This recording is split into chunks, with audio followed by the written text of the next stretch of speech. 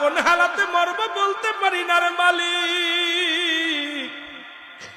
অনেকেই মরণের সময় একটা অঙ্গ পড়ে যায়, যারা কাপন পরে, যারা গোসল করাইছেন, কত মানুষের গোসল করাইলাম, দেখি গোসল করাতে যায় পায়খানা করে দিছে, প্রস্রাব করে দিছে, তাদের মৃত্যুটা কত কঠিন হয়েছে।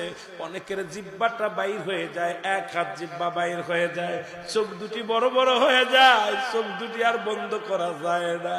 ইমাম সাহেব তাড়াতাড়ি চোখ দুটি বন্ধ করতে যায়, বন্ধ হয় না রে।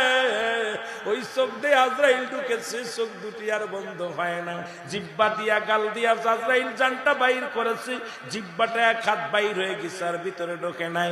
এরা মুসলমান, সহজ মৃত্যু যদি এত কঠিন হয়,